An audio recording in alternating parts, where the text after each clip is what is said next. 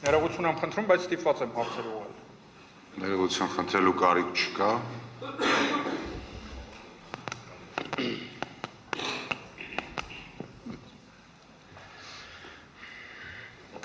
Կարող եմ։ Սիրով։ Ձեր դիմումով պահանջում եք անվավեր ճանաչել ընտրությունների արդյունքները, պնդելով, որ ընտրական գործընթացը խաթարվել է վարչական ռեսուրսի, իրավապահ համակարգի, գործողությունների, մեդիայի, քաղաքական ճնշումների հետևանքով։ Միաժամանակ պաշտոնական հաղորդագրություններում ձեր քաղաքական ուժի ներկայացուցիչների, տարածքային պատասխանատուների, գրասենյակների եւ համակիրների հետ կապվող ընտրակաշառքի, ընտրողների նյութական շահագրգռման, աշխատանքի, ձևական աշխատանքի, բնակարանի, հողամասի, պաշտոնի, պարտքի զիջման կամ այլ օգուտի խախտման վերաբերյալ տվյալներ են հրապարակվել։ Խնդրում եմ հստակ պատասխանել։ Դուք Սահմանադրական դատարանից պահանջում եք ընտրությունների ամբողջական սահմանադրական գնահատում, թե միայն այն խախտումների գնահատում, որոնք շահեկան են հենց ձեր դիմումի համար։ Շնորհակալ եմ հարցի համար, նախ ցանկանում եմ արձանագրել, որ Ուժեղ Հայաստան կուսակցությունների դաշինքը ձեր կողմից թվարկած եւ որևէ մի հանգամանքի հետ առնչություն չունի։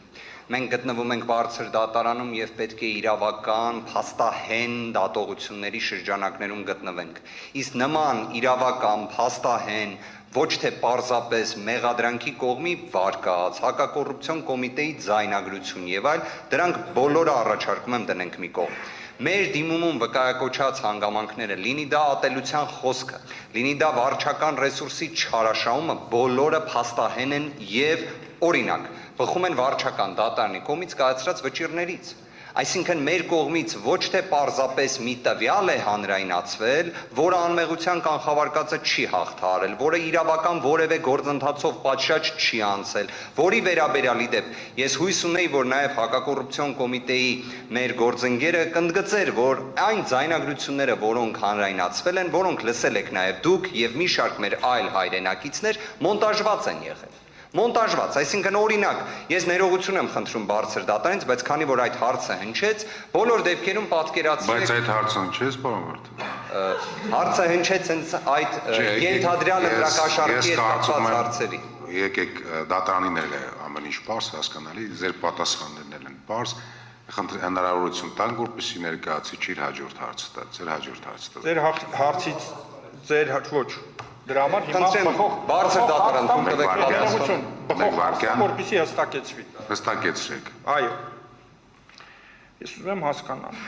Դուք պատրաստ եք, որպեսզի սահմանադրական դատարանը քննարկման առարկա դարձնի նաև ձեր քաղաքական ուժի հետ կապվող ընտրակաշառքի հայտնի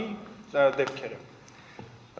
Հաշվի առեք, հարգելի գործընկերներ, բարձր դատարան։ Սահմանադրական արդարադատության տեսանկյունից պետք է գնահատվի մի բան, որը ոչ թե պարզապես գոյություն ունի, այլ այն աստիճան հստակ գոյություն ունի, որ դա լինի անվիճելի։ Օրինակ, անվիճելի է, չէ, որ ատելության խոսք է տարածվել, բայց վիճելի է մեղմ ասած, որ որևէ մի դրվագ անգամ ընտրակաշառքի կարող է վերագրվել Ուժեղ Հայաստան կուսակցությունների դաշինքին։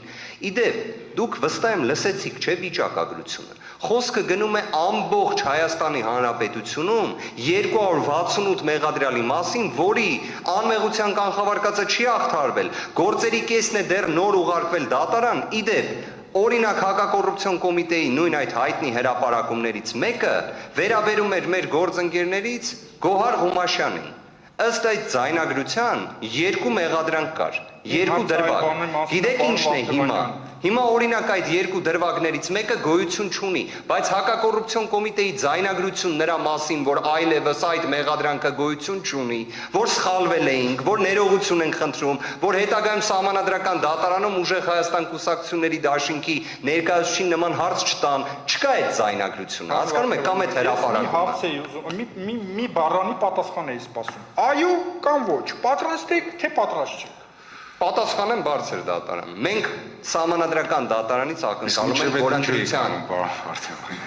Մենք սահմանադրական դատարանից ակնկալում ենք, որ ընտրության արդյունքները ճանաչվեն անվավեր կամ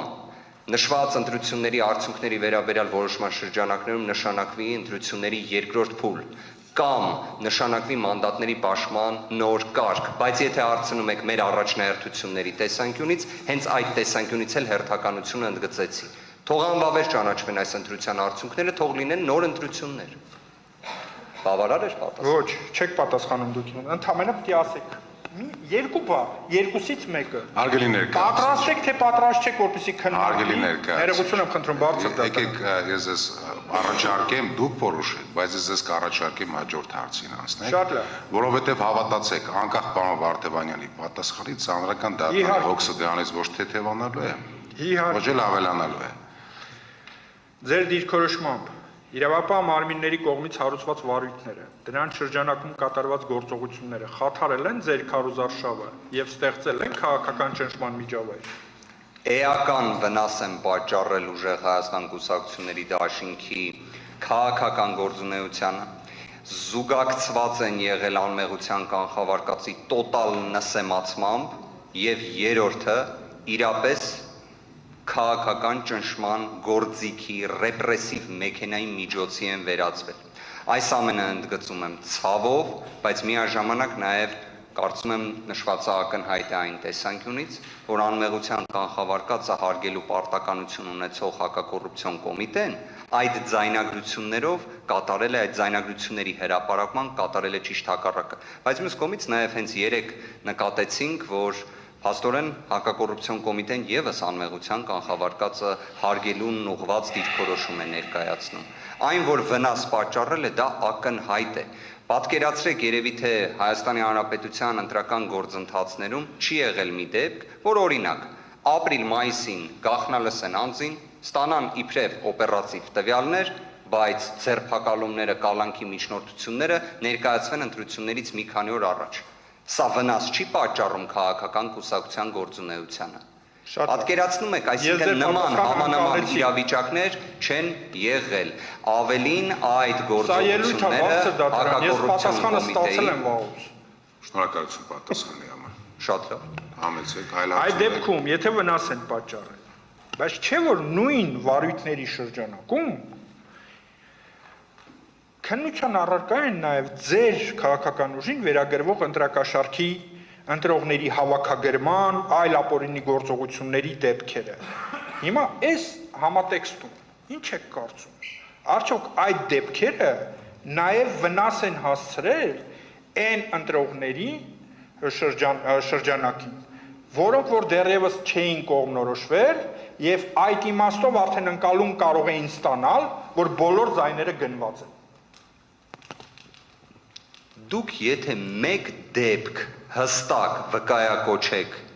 որ ուժեղ Հայաստան կուսակցությունների դաշինքը ըստ այդ նույն հրապարակումների նկարագրած մի դեպքի հետ առնչություն է ունեցել, եկեք նոր դրանից հետո պատասխանեմ ձեր հարցին, որ ուժեղ Հայաստան կուսակցությունների դաշինքը նման երևույթի հետ, նման զազրելի երևույթի հետ առնչություն ունեցել է։ Դուք երևի իսկապես ուշադիր չեք հետևել հակակոռուպցիոն կոմիտեի ձայնագրություններին։ Տոկրաս շատ լավ։ Հետևել եմ։ Շատ բարի։ Եկեք երկխոսության չվերացենք։ Ելույթ չունենամ, էլի, կգա եզրափակիչ ելույթի նաև երկխոսության մի վերացեք, պարոն Վարդևանյան, սպասեք թող հարցը տա, հարցը պատասխանը ձեզ պարզ էր, խնդրեմ ձեր հաջորդ հարցը։ Զուտ որպես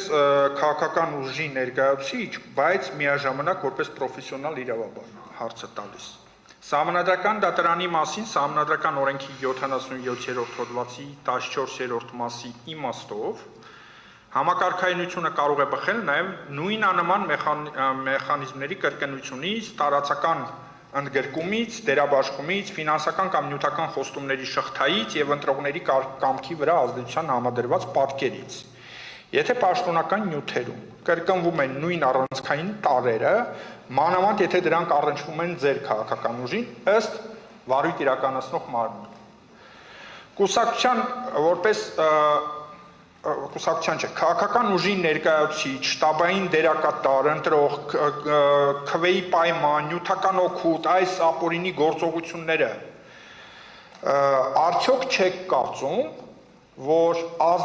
ազդում են ընդհանուր ֆոնի եւ միջավայրի վրա ընտրություններին, այդ թվում նաեւ ձեզ շահեկան տեսակետից։ Հարգելի գործընկեր,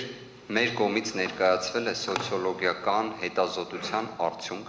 ըստ որի հակակոռուպցիոն կոմիտեի կողմից հրապարակված ձայնագրությունները նշված ենթադրյալ իբրև անմեղության կանխավարկածը որևէ կերպ չհաղթահարած դեպքերը բացասական ազդեցություն են ունեցել հանրության ներկայացուցիչների կողմից մեր ուժի նկատմամբ, այսինքն մարդիկ, որոնք պատկերացրել են, որ կարող են իրենց քվեն տալ ուժեղ Հայաստան կուսակցությունների դաշինքին, այդ ձայնագրությունները լսելուց հետո ձեռնպահ են մնացել դրանից, առանց իմանալու, որովհետև իրավագիտակցության մակարդակը ցավոք այդ աստիճան բարձր չէ, որ դրանք պարզապես վարույթ իրականացնող մարմնի վարկածներն են, թեկուզ մեղադրանքները, թեկուզ իրենց դիտարկածները, իսկ ձայնագրությունները բոլորը, իդեպ դուք շատ նաև մեջբերում էիք կատարում հակակոռուպցիոն կոմիտեի նախագահի միջնորդությունից հասցեագրված արդարադատության նախարարին, բայց նաև կարող եք հղում անել հենց վերջինիս կողմից տրված հարցազրույցին, որտեղ հստակ արձանագրվում է, որ այդ ձայնագրությունները, որոնք հանրայնացվում են, մոնտաժված են։ Հիմա հարցին պատասխանելով ամփոփ, իրենք վնաս են տվել այդ բոլոր հանրայնացումները մեր ուժի նկատմամբ հանրության վերաբերմունքի տեսանկյունից։ Եվ դա էլ եղել է նպատակը, որովհետև նպատակը եղել է բացառապես սև PR-ի գործիքի իրացումը։ Ցավով եմ դա ասում, որ դրա մեջ ներքաշված է եղել իրավապահ մարմինների համակարգ։ Պարոն Վարդևանյան, ամենայն հարգանքով ձեր ճարտասանության նկատմամբ, բայց միաժամանակ ինչն է պատճառը, որ նման կարգի վերլուծություն այս վերջի հարցից կարողանում եք անել եւ դրա հանգում տալ վնասի տեսակետից, բայց այն ենթադրյալ շահեկանության տեսակետից, որ ենթադրյալ ընտրողի նկատմամբ ենթադրյալ շահեկան ազդեցություն է թողել, դուք պատասխանում եք, որ հետո այդ հարցին կպատասխանեմ։ Ինչն է, քիչ առաջ ասացիք, որ քիչ հետո այդ հարցին կպատասխանեմ։ Հարցը մի հատ հստակ ձևակերպեք, այդ ինչին քիչ հետո պատասխանեմ։ Հիմա Սիրով հիմա պատասխանեմ։ Հիմա քիչ առաջ ախրախսեցիք։ Լավ։ Համեցեք հաջորդ հարց։ Ես էլ հարցեր չունեմ կողմին։